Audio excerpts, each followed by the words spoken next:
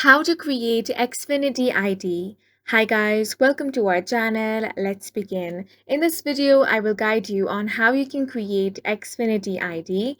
For this, you want to open up any web browser and head over to xfinity.com. Once you are on this website, click on the sign in option. From here, you can easily sign into your Xfinity ID. Now, click on the create a new Xfinity ID option if you do not have one.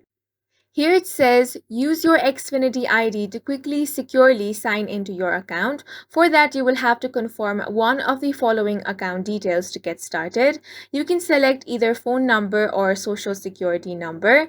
Select whichever you want and click on the continue option. If you have selected your mobile phone number, go ahead and enter it over here. Then you want to click on the continue option.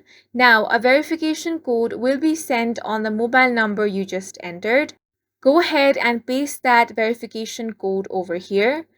After pasting it, you want to click on the continue option. Now follow through the on-screen prompts and your new Xfinity ID will be created. And that's it for this video. If you found it helpful, please make sure to hit the like button and subscribe for more videos like this.